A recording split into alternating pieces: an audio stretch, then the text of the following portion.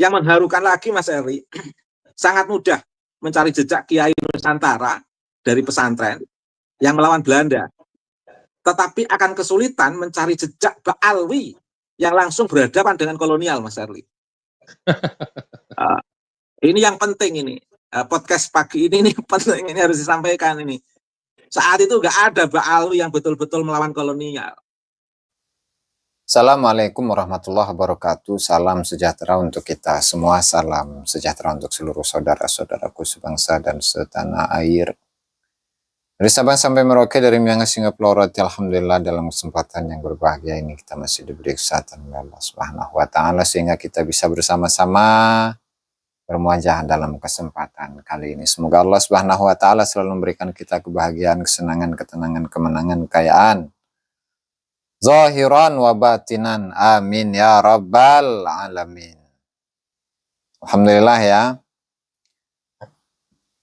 Di mana dalam suasana kemerdekaan Indonesia yang ke-80 sekarang tanggal 18 Agustus 2025, dalam suasana hari kemerdekaan ini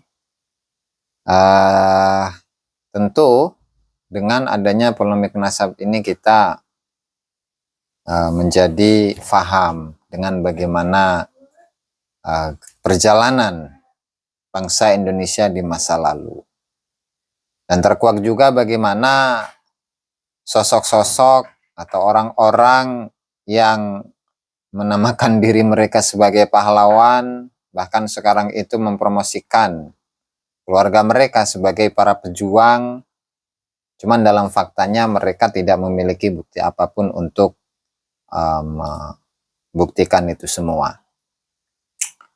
Berbeda dengan para Kiai Nusantara, khususnya para pengamal-pengamal tarekat yang dalam hal ini adalah Mbah Muslih Meranggen ya, Kiai Haji Muslih Meranggen yang merupakan salah satu mursyid thariqah Qadiriyah Naqsyabandiyah yang tentu jejak perjuangannya dalam melawan penjajahan, dalam menuju kemerdekaan itu ada dan banyak. Nah itu berbedanya, bahwa kemarin kita ini mendapati sebuah fakta, mendapati sebuah bukti bahwasanya ada seorang Habib Ali Kuitang yang tentu oleh kalangan Kabib dan juga Kibin itu diyakini sebagai seorang wali kutub. Tetapi pada faktanya tanggal 6 atau 7 Agustus 1938, 9 itu ternyata melakukan tasyakuran atas kelahiran Putri Iren binti Putri Juliana binti Ratu Wilhelmina, Ratu Belanda. Beliau ini seorang tokoh, adalah seorang wali kutub menurut mereka. Beliau ini adalah seorang ulama, tetapi pada faktanya di masa-masa penjajahan Belanda justru berteman dekat, akrab, sehingga dalam acara-acaranya itu selalu dihadiri oleh para pejabat tinggi dari kalangan Belanda. Tentu ini adalah secuil fakta yang baru-baru ini kita dapati, yang tentu berbeda dengan para Kiai Nusantara dalam perjuangan mereka untuk melawan penjajah. Nah sehingga kita sebagai bangsa Indonesia untuk menyikapi sejarah kita di masa lalu, tentu harus kita bedakan mana pejuang dan mana pecundang. Mana yang melawan asing, yang melawan Belanda, melawan Londo, dan mana yang menjadi antek-antek Belanda. Nah disinilah ada sebuah podcast ya yang ada di dalam channel salah satu sahabat saya, Habibana Papazara Entertainment, di mana di situ ada podcast antara Habibana Papazara, kemudian Kiai Haji Ubaidillah Tamamunji, kemudian ada Dr. Gus Hasanin Haikal, yang beliau-beliau itu memiliki keterkaitan yang sangat kuat dengan Pondok Pesantren Al-Futuhiyah Meranggen Demak, dan di mana dalam podcast itu membicarakan tentang sesosok ulama besar mursyid thariqah yang di masa lalu itu penuh dengan perjuangan untuk mencapai kemerdekaan, untuk membela tanah airnya, dan tidak pro kepada para penjajah-penjajah di bumi kita ini. Langsung saja tanpa berlama-lama, silahkan simak. Terima kasih. Terkuak semua dengan kemunculan dari santri itu, bahwa memang Kiai itu kontribusinya luar biasa. Kan pernah disampaikan oleh Pak Prabowo, Mas Erli. Proklamasi kemerdekaan itu diproklamirkan di Jakarta dan diuji di Surabaya, dipimpin oleh Mbah Abbas Abdul Jamil. Di situ apa yang menopang gerakan perlawanan terhadap kolonial itu adalah para kiai-kiai, Mas. Para kiai-kiai. Sekarang ini sudah banyak alumni pesantren yang mengisi negeri ini. Yang mengharukan lagi, Mas Eri, sangat mudah mencari jejak Kiai Nusantara dari pesantren yang melawan Belanda, tetapi akan kesulitan mencari jejak Ba'alwi yang langsung berhadapan dengan kolonial, Mas Erli. Ini yang penting ini. Podcast pagi ini penting, ini harus disampaikan ini. Saat itu nggak ada Ba'alwi yang betul-betul melawan kolonial. Pada saat 10 November di Surabaya, justru Al-Qadri menerima penghargaan pemerintah Belanda, Mas, berada di Belanda sana. Ketika Belanda betul-betul menyakitkan masyarakat, dengan enaknya Habib Osman bin Yahya mengatakan bahwa Hindia Belanda itu pemerintahan yang sah, dan siapa yang melawan pemerintah Hindia Belanda berarti dianggap pembuat, Mas, pembangkang, dan sah untuk dibunuh oleh penguasa. Ini kan problem ini, Mas.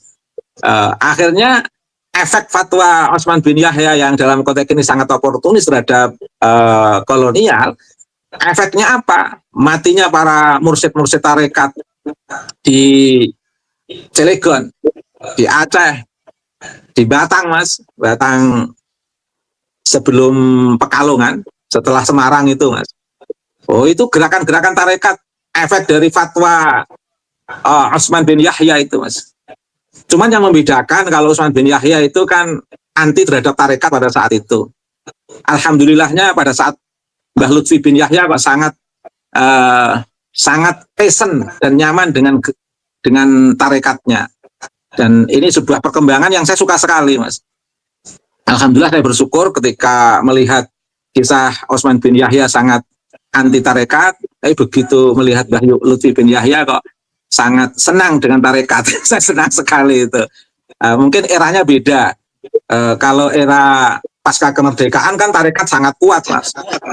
Tentu pilihan Habib Lutfi untuk bergabung dengan tarekat itu sangat tepat, karena memang sudah yang apa ya, segar, yang nyaman untuk diikuti memang gerakan tarekat di pasca kemerdekaan. Kalau di era Hindia Belanda, yang paling nyaman untuk diikuti pemerintah Hindia Belanda, sehingga wajar kalau Osman bin Yahya sangat dekat dengan pemerintah Belanda, karena pilihan yang lebih berada dalam zona aman dalam sistem kekuasaan, Mas. Pilihan orang berbeda-beda. Tetapi ala kulli hal, kalau para kiai-kiai baik di era Hindia Belanda berjuang melawan kolonialisme, di era pasca kemerdekaan berjuang untuk mengisi kemerdekaan ini dan mempertahankan sejarah, tidak mengubah-ubah sejarah. Biar sejarah itu bicara sesuai apa adanya di Nusantara ini, Mas. Itu. Ini persoalan komitmen sebenarnya, Mas. Persoalan komitmen yang memang harus kita jaga dari kiai-kiai pesantren. Bahkan kalau nanti ada pendatang penjajah baru, kita semua para santri juga akan siap membela negara kesatuan Republik Indonesia. Meskipun nanti akan ada orang yang akan menjadi berubah, mencari muka terhadap yang kuat, silahkan. Misalkan yang kuat nanti kok ada penjajah di Indonesia, yang kuat adalah penjajah, kita tetap akan melawan meskipun dalam keadaan lemah, Mas. Meskipun ada komunitas yang akan cari muka terhadap yang kuat. Itu pilihan lah, saya nggak tahu. Yang penting untuk Negara Kesatuan Republik Indonesia ini bukan tawar-menawar lagi. Bukan tawar-menawar lagi, tapi sebagai sebuah pilihan karena ini menjadi bagian daripada kawasan yang memang harus menjadi tumpah darah. Pertama kepala dikeluarkan dari rahim ibu itu kan jatuhnya di bumi ini, Mas. Dimulai oleh nenek moyang kita, leluhur-leluhur kita semua. Sehingga NKRI itu bukan sebuah kawasan transaksional untuk sebuah gerakan politik kekuasaan, Mas. NKRI itu adalah sebuah kawasan yang harus kita perjuangkan, bukan kawasan transaksional dalam konteks politik kekuasaan. Siapapun penguasanya, kalau memang dia betul-betul menjaga nilai-nilai luhur bangsa ini, akan kita endorse, akan kita dukung. Tapi kalau ada penguasa pada akhirnya merubah sejarah, membelokkan sejarah, merusak kawasan, tidak memiliki nasionalisme, menghapus nilai core value, nilai-nilai dasar dari para leluhur kita, terus kemudian melanggar kemanusiaan, keadilan, dan kesetaraan, ya kita akan bicara bersama. Karena kita memilih Indonesia ini bukan transaksional politik kekuasaan, Mas.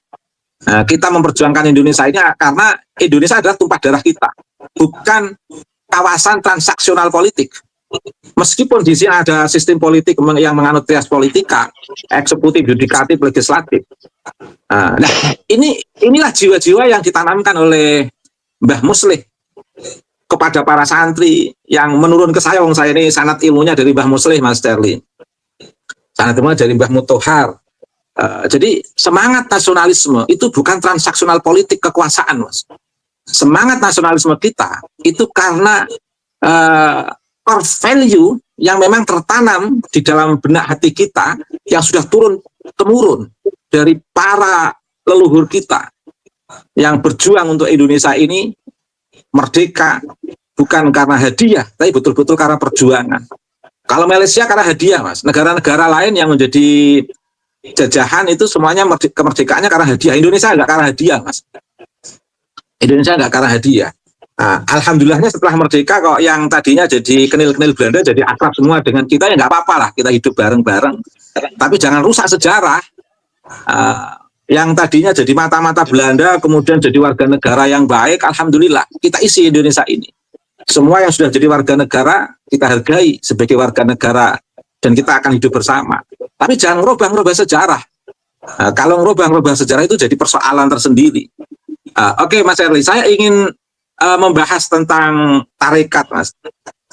Tarekat dalam sejarah Islam itu kan khususnya di Indonesia, Mas Erli, itu kan sering menjadi wadah perlawanan terhadap kekuasaan kolonial. Ini real, ini fakta historis, Mas Erli.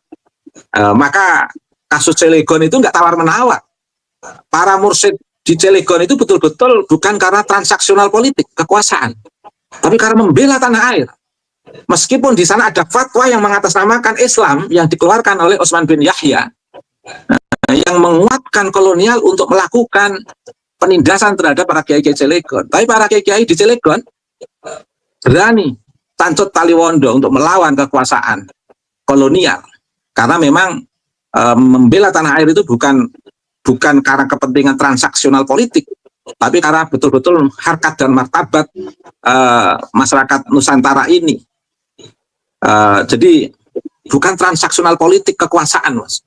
Semangat nasionalisme kita itu karena core value yang memang tertanam di dalam benak hati kita, yang sudah turun-temurun dari para leluhur kita yang berjuang untuk Indonesia ini merdeka, bukan karena hadiah, tapi betul-betul karena perjuangan. Kalau Malaysia karena hadiah, Mas. Negara-negara lain yang menjadi jajahan itu semuanya kemerdekaannya karena hadiah. Indonesia nggak karena hadiah, Mas. Indonesia nggak karena hadiah. Nah, alhamdulillahnya setelah merdeka kok yang tadinya jadi kenil-kenil Belanda jadi akrab semua dengan kita, ya nggak apa-apa lah, kita hidup bareng-bareng. Tapi jangan rusak sejarah. Yang tadinya jadi mata-mata Belanda kemudian jadi warga negara yang baik, alhamdulillah kita isi Indonesia ini. Semua yang sudah jadi warga negara kita hargai sebagai warga negara dan kita akan hidup bersama. Tapi jangan ngerubah sejarah. Kalau merubah sejarah itu jadi persoalan tersendiri. Oke, Mas Erli, saya ingin membahas tentang tarekat, Mas. Tarekat dalam sejarah Islam itu kan khususnya di Indonesia, Mas Erli. Membahas tentang tarekat, Mas. Tarekat dalam sejarah Islam itu kan khususnya di Indonesia, Mas Erli. Itu kan sering menjadi wadah perlawanan terhadap kekuasaan kolonial. Ini real, ini fakta historis, Mas Erli. Maka kasus Cilegon itu nggak tawar-menawar. Para mursyid di Cilegon itu betul-betul bukan karena transaksional politik, kekuasaan, tapi karena membela tanah air. Meskipun di sana ada fatwa yang mengatasnamakan Islam yang dikeluarkan oleh Utsman bin Yahya yang menguatkan kolonial untuk melakukan penindasan terhadap para kiai-kiai Cilegon. Tapi para kiai-kiai di Cilegon berani tancut taliwondo untuk melawan kekuasaan kolonial. Karena memang membela tanah air itu bukan karena kepentingan transaksional politik, tapi karena betul-betul harkat dan martabat masyarakat Nusantara ini. Jadi sebentar, Mas Erli.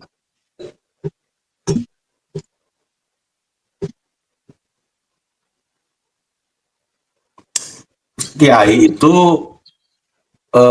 concernnya sebenarnya itu di wilayah keilmuan, di wilayah syiar. Artinya sebenarnya ketika mereka sudah selesai dalam membela negara, berperang dengan musuh Belanda, Jepang, mereka ketika sudah selesai dengan musibah, kembali ke pondok untuk mengajar secara keilmuan, menyebarkan ilmu, menyebarkan adab, menyebarkan apapun lah, saya kiranya bisa menghidupkan agama ini kan gitu. Nah, sebenarnya kalau dilihat dari segi itunya, dari segi keilmuannya, dari segi segala macam itu, apa namanya, aktivitas beliau itu murni untuk mulang gitu. Jadi kalau Mbah Mutahar itu seringkali kamu boleh di mana saja, kowe untuk diwais, tapi yang penting mulang gitu. Itu ada itunya, yang penting mulang. Jadi mengulang atau mengajar itu seperti apa, wasiat gitu bagi terutama Meranggen lah gitu, bagi saya, bagi apa gitu. Jadi dan dia kadang menggelitik pesannya begini juga, ojo boleh mulang sing bayar, nggak iso yo sing ora dibayar barang diulang. Jangan hanya mencari uang saja ketika mengajar itu, jangan hanya juga jangan mencari forum-forum yang itu ada bayarannya aja, di forum pengajian, forum tangguh kampus dan sebagainya macam itu kan profesional ketika menyebarkan ilmu itu, yo gue mulang sih kok, kamu mengajarlah yang tidak dibayar. Jadi jangan lupakan bahwa hak untuk menyebarkan ilmu juga ada bagi orang-orang yang tidak mampu untuk mengeluarkan biaya dan sebagainya. Itu yang utamanya untuk mengajar itu. Jadi ketika di tengah-tengah mengajar itu ada kondisi yang memang harus terpanggil untuk melakukan kewajiban-kewajiban bela negara atau kewajiban-kewajiban yang berkaitan untuk ini Islam ini bisa tumbuh berkembang, ada gangguan di situ, ya disitulah mereka akan tampil dimanapun berada gitu. Kalau konteksnya dulu melawan Jepang, melawan Belanda, ya tentu konteksnya sekarang juga ancaman-ancaman, ajaran-ajaran, doktrin-doktrin yang kira-kira itu membahayakan bagi kita umat, pastinya mereka akan berperan di situ untuk meluruskan, untuk menegur dan sebagainya. Seperti halnya ketika kita melihat misalnya Prof. Hadi misalnya melakukan perubahan di Jatman yang sekian 23 tahun yang begitu orang itu ibarat disuntik tidur disuntik itu nah iya sama dokter itu kayak itu kan disuntik hampir mati itu, di antara mati dan tidak mati. Artinya kita itu karena kiai itu sebenarnya pada prinsipnya tidak mau ada konflik, itu nggak mau pada prinsipnya itu, mereka nggak mau ada konflik, tidak mau ada geger-geger gitu. Dan kita mengetahui ada banyak sekali yang sekiranya berjiungan di wilayah kekiaian ini kan, era sosmed ini dulu kan kita nggak pernah mendengar itu kiai ada konflik macam-macam. Konfliknya paling wilayah keilmuan lah, produktif lah. Wilayah keilmuan itu kan kalau ada perbedaan pendapat, misalnya Mbak Hasyim Asy'ari nggak mau ada pentonan, terus Mbak Fahmi Mambang boleh misalnya, itu kan di wilayah keilmuan gitu ada perbedaan pendapat. Tapi kalau di wilayah organisasi politik itu ya kalau dibuka itu agak jarang kan itu. Tapi karena ini di era sosial media ini kebutuhan orang itu mulai bertambah, informasi itu memang harus selalu update sebagainya. Ini kan gencarnya informasi ini ditambah juga gencarnya pergerakan-pergerakan yang memang perlu diwaspadai. Banyak hal yang perlu diwaspadai untuk menjaga umat ini tetap terjaga ini secara akidahnya. Dan ini patron-patron yang harusnya bisa diberikan teladan. Ternyata banyak hal yang akhirnya perlu dikoreksi, banyak hal yang akhirnya perlu kita serang saja. Seorang tokoh yang seperti Habib Lutfi yang dulu misalnya jadi idola, kemudian tidak menjadi, sekarang kurang jadi idola, karena memang beliau bukan sosok yang bisa diladani, kan gitu. Karena apa? Ibaratnya ketika kiai-kiai NU misalnya Mbah Muslim Tanggen dengan sekuat tenaga agar orang itu ke NU-nya itu terjaga, membawa Torekoh ini yang dilarikan ke Golkar, dibawa masuk ke Bandung NU, ke NU, bagaimana agar ini bisa terjaga. Nah ini beliau ini seolah-olah mengkhianati NU kan jadinya. Nah, dia membawa kaum Torekoh ini keluar dari NU gitu. Nah saya itu khawatirnya kalau orang sudah berani mengkhianati NU, nanti kalau semakin besar ya dia akan apalagi kan gitu, bisa-bisa mengkhianati NKRI ini karena dia sudah ya ibaratnya ketika saya membuka kemarin cerita misalnya Mbah Maimun Zubair cerita tentang saya Habib Lutfi itu mengkudeta kepada masanya beliau, mengkudeta Mbah Man, mengkudeta Mbah Maimun Zubair pada tahun 2000 itu. Ada figur ini dari awal sudah tidak bisa ditanggapi kalau bisa dikatakan begitu, karena awal masuk ke dalam ruang-ruang Torekoh itu dengan cara-cara yang tidak benar, tidak beradab, ya, dengan mengumpulkan dan sebagainya itu kan tidak benar lah gitu. Nah ini dari sebenarnya kenapa Mbah Maimun Zubair itu meninggalkan kisah itu kepada saya kan gitu, kepada misalnya kakak saya, kepada Pak Alumni Panggil. Ini seolah-olah Mbah Maimun sudah tahu bahwa ke depan cerita ini harus disampaikan kepada orang, artinya orang banyak kan gitu, pada orang yang perlu diwaspadai, karena ternyata memang Habib Lutfi ini tindakannya itu selalu mendekat penguasa, selalu mengumpulkan massa, selalu mendekati tokoh-tokoh dengan isu-isu persatuan, kesatuan.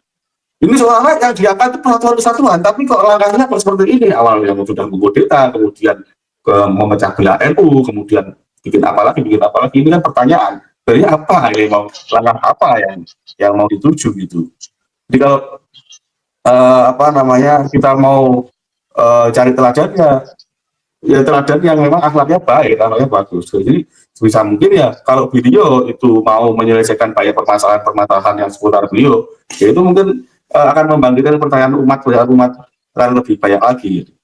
Nah, tentunya Abah Haji juga ketika 23 tahun tadi sudah disuntik tidur ya, itu kemudian bangun terbantu dengan teman-teman yang sudah banyak mengkaji, misalnya Kiai Nasab, Kiai Imad dan teman-teman itu kan, jadi itu paling tidak juga banyak membangunkan lah, walaupun pasti dari awal itu kesulitan, pro kontra banyak, yang percaya banyak, yang nggak percaya sampai sekarang itu masih berusaha nyuntii ya, yang sudah bangun tapi yang ada yang berusaha nyuntii tetap tidur gitu. Artinya, nah ini kita belum bisa membaca sejauh mana ini ancaman gitu dari kurang lebih dari tindakan-tindakan yang seperti halnya dugaan pemalsuan sejarah, dugaan pemalsuan makom, dugaan pahlawan-pahlawan negara yang dibalawikan, Diponegoro dibalawikan, sejarah NU diambil alih gitu kan, sejarah banyak lah gitu. Jadi kalau kita mau subjektif ya ini pasti ada kejanggalan yang luar biasa di sini. Ada kejanggalan luar biasa dengan arah-arah pengumpulan massa dan segala macam. Jadi saya khawatir juga ada pembentukan organ baru misalnya seperti APBA segala macam itu kan, makin polarisasi itu makin lebar. Nah, itu kan sangat disayangkan sebenarnya kalau polarisasi makin lebar. Jadi kalau misalnya pihaknya Habib Lutfi misalnya yang itu berusaha membela diri, artinya itu persoalan-persoalan yang terkait keumatan itu diselesaikan, masalah makom segala macam, ada komunikasi lah dengan umat ini, saya pikir tensinya akan turun. Atau misalnya Habib Rizik yang misalnya ketika berdakwahnya itu seolah-olah itu ngajak perang dan sebagainya, coba turun lah, tensinya makin turun lah, demi umat, demi persatuan itu turun, itu otomatis umat juga memandangnya lebih dengan kejerihan, lebih dengan hati, itu artinya ada apa dalam hati itu akan tumbuh ini kasih sayang dan sebagainya kan itu. Normalnya orang itu itu kalau dakwah ketika ngomong macam-macam terus dia misalnya menghina, kemudian apa misalnya anjing, babi, ada kata-kata seperti itu keluar misalnya, itu kalau dikoreksi kan di dakwah berikutnya dia akan tidak akan berkata seperti itu lagi kan gitu. Tapi enggak gitu, bagi mereka enggak, merasa itu bahwa itu benar yang harus diucapkan, itu kan aneh. Bagi kiai-kiai Jawa nggak seperti itu gitu. Berarti kalau misalnya ada umat sudah tidak berkenan dengan seperti itu, ya kedepannya akan diperbaiki lagi. Seperti misalnya Gus Miftah lah. Gus Miftah itu kan sebuah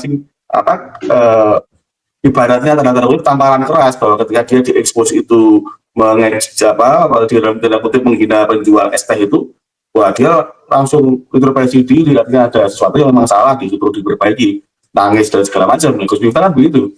Dan akhirnya juga bisa kita lihat juga ada penerimaan dari masyarakat. Dan ini juga saya aneh dengan dakwah-dakwah yang seperti itu, yang secara etika itu secara jelas itu tidak bisa dijadikan pegangan. Ya masih banyak juga pengikutnya, aneh juga masyarakat kita itu. Jadi masyarakat kita itu patronnya minim sekali akhirnya. Patronnya minim sekali. Ini di era sekarang itu mau niru siapa gitu kan. Teladan itu mau niru siapa? Patronase itu siapa? Bahwa ini tokoh yang patut jadikan idol, apa namanya? Role model. Ya, role model bahwa saya mau ikut ini nih, saya mau ikut ini, akhlaknya bagus, oke, gitu. Saya pengen kayak Gus Dur, ya dulu ada role model misalnya Gus Dur, orang yang begitu komplit gitu ya, jenaka, ya pinter, ya secara politik mumpuni, ya kiai, ya gitu. Jadi ada role model gitu. Mungkin sekarang role modelnya Gus Mus gitu, misalnya. Nah ini masyarakat perlu role model, dan role model yang sekiranya memang bisa masuk semuanya gitu. Nah ini sayang sekali kalau misalnya role model, tapi sebenarnya itu tidak patut dijadikan role model. Nah itu kalau misalnya itu terjadi, ya masyarakat kita itu ya akan mudah sekali dibawa kemana-mana, dengan isu apapun akan mudah goyang. Nah ini keperhatian saya gitu. Dalam konteks ini keperhatian saya gitu, dalam konteks ini. Apakah itu mewakili keperhatian mereka gitu? Perlu diriset mendalam, Gus. Perlu diriset mendalam itu. Kalau hidup di era sekarang apakah sama keperhatiannya? Ya, walau alam. Tapi itu keperhatian saya. Artinya apa? Kita bisa menyampaikan apa yang perlu kita disampaikan, bahwa ini ada sesuatu yang perlu dibenahi, dikoreksi semampunya. Jadi bagi orang yang tidak bisa menerima itu, ya barangkali itu sesuatu yang misalnya dari pihak yang merasa benar sendiri, ya apapun pendapat kita akan dibilang itu salah, mestinya itu. Nah, kalau orang mau objektif, ya kembali kepada objektif itu sesuai dengan apa yang fakta yang di lapangan, objektif itu bukan subjektif, menyingkirkan fakta-fakta yang lain. Kita akan melihat lebih jelas harusnya di seputar ini, fenomena kita ini.